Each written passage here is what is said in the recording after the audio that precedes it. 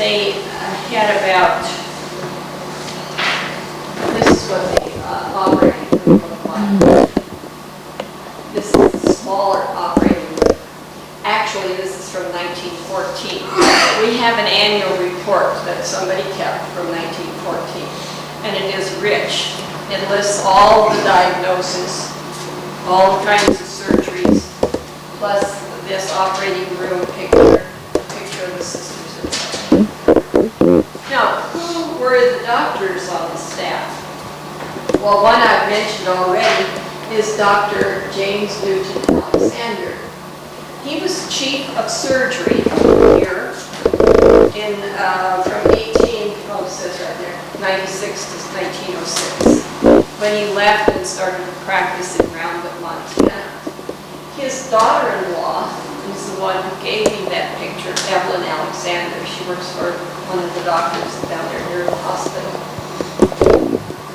But there were several other doctors from that time. The medical staff themselves in 1914, Dr. Scott was chief of staff, and Dr. Friend, I believe you always pronounce it Friend, didn't you? I'd say Freund because it's German. But Dr. Friend he arrived in Butte in 1893. He was a skilled surgeon. He was originally connected with the Murray Hospital, and then eventually his two sons joined him in a practice down out of the Phoenix block. And Dr. Frisbee, who's over here, was instrumental in setting up the hospital, first medical laboratory in the hospital. He also was instrumental in getting Sister Mary Lolita Walsh, one of our sisters, interested in x-rays. And he probably said, "Sister, come here and I'll show you how to develop this x-ray." And she was a rather short woman. And so she began learning how to develop x-rays, and pretty soon she began taking pictures. And one story goes that she practiced on all the hands and heads of the sisters. And eventually she took the exam to be a registered x-ray technician. She's the first of our sisters to obtain that, and also was a member of the American Registry of Radiological Technicians. Now, Dr. Frisbee didn't stop there. He continued to encourage her and tutor her until she became a registered laboratory technician. So here you see the interplay of the doctors and the sister nurses. There's also Dr. Sears. Where is he? He's down here. Dr. Severs was a general practitioner who he specialized in abdominal surgery. And Dr. Is he related to the Dr. Severs in Anaconda? Please? Is he related to Dr. Severs in Anaconda? I don't know, Joanne. I do have his biography, which I think will list his children. Then Dr. McCarthy was a 1902 graduate from Creighton Medical College. He was a reputable surgeon, a member of the Elks, and I think he might have been the one who got the Elks to outfit one of the suites. A Knight of Columbus, and he had offices down in the Owsley block. In addition to being a doctor, he dabbled in real estate and ran businesses around town. So you might have heard of him earlier. About a year ago, I went through one of our old ledger books and listed all the doctors' names that were there. Then I went to the Historical Society library and found some of their biographies and was able to identify some of them. Well, the last thing I want to talk about, and I'll try to do this briefly, Mary Jane's about, we didn't start on time, Mary Jane, is the School of Nursing. Now, how many of you have relatives who were in the School of Nursing at St. James? You do? Okay. We do have has the list of all the people who graduated from St. James School of Nursing. This began in 1906. By this time, the sisters realized that the hospital was becoming a very more complex medical facility, and they were just unable to do all the work of keeping the hospital going. They also realized that there was a great need for nurses in Butte. And so we began the School of Nursing.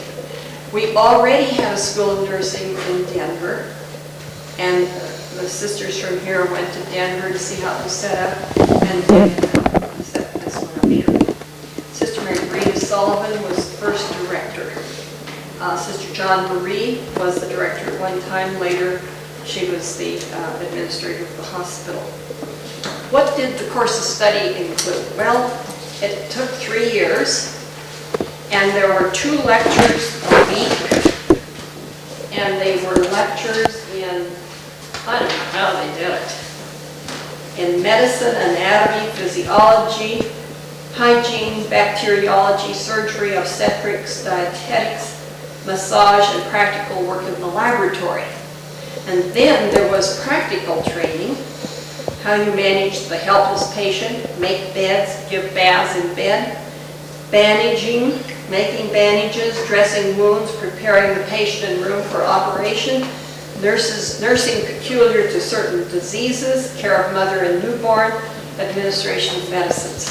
And you know, today, any of you who work around the hospital realize that, you know, maybe that amounts to 20, 30 different people doing those things.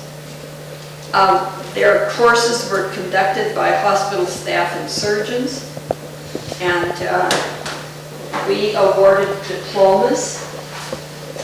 Here's the diploma that, what's her name? Mary Burke received in 1911. This is the diploma that we received. It was framed.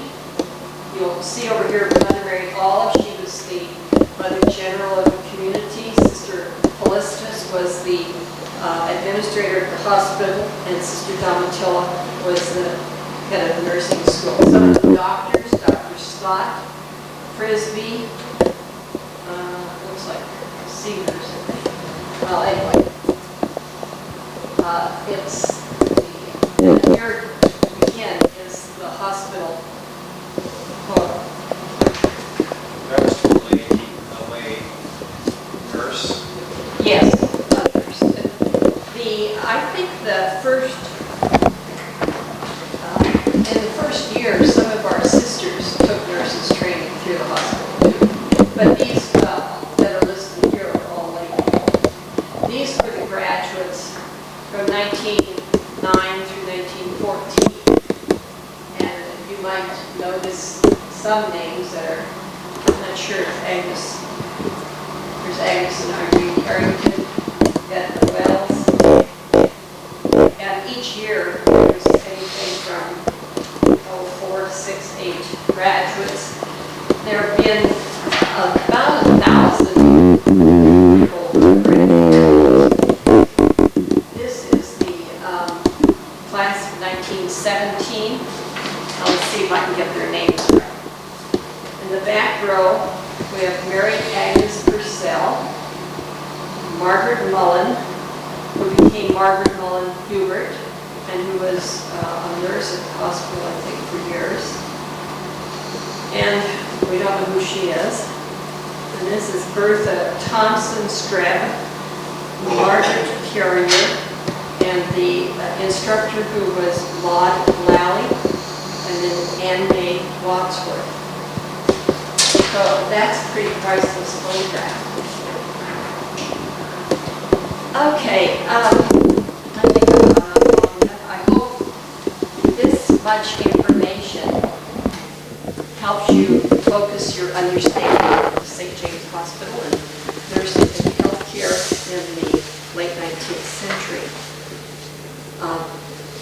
I'd entertain any questions. I don't know if I can answer them all. Or I would also like your comments of people, you know, interested in St. James. And I know I kept you a long time. Sister, Yeah, John? when you mentioned St. Joseph's and Helena, is that the orphanage? Yes. St. Joseph's Home. My mom was 7 years old, and they lived on Hungry Hill, which is above the Kelly mine. Uh-huh. And during the night, 7 houses burned down.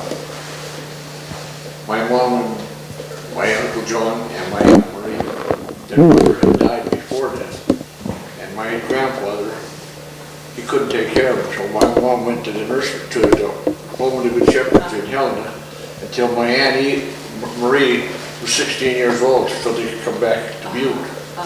So that's where they went over there for. And I've looked at that roster of children in St. Joseph's Home, and it's amazing. They had a couple hundred children there at one time. You know, it's the late, probably 1890s. I'd have to look it up. I know that originally we had what was called St. Anne's Home, and we cared for just a few children there, and it was very close to St. John's Hospital, which was up on Catholic Hill. And then we eventually built, originally it was called St. Jerome's Home, because some youngster who came at that time, his name was Jerome, so they named the home St. Jerome's. And then eventually built the large home out where Shopko is now. And I think we closed that sometime in the 60s. Didn't that St. Anne's used to become an infant school? It was an infant home. Up by the high school. Questions? Comments? A young man told me one time, three or 4 years ago, that his grandfather, who had been in the infantry in the First World War, had been upset most of his life about an incident in France where he said several women nurses from Butte were killed in France and never given proper recognition for it. And I haven't been able to find anything out to verify that, but it seemed to be a pretty straightforward story, because other things that he said were true. And I wonder if you have any records of who went away to support the armed forces in Europe. I rather doubt it. I have the records of them coming into the nursing school, graduating, and I have the list of those who graduated, but unless different classes give me information, I don't have a lot of that. And then I also think that like Murray Hospital also had a nursing school. So it could have been, it might be something that you'd have to track down through the newspaper accounts. Anything else? Well, I understand there are cookies and refreshments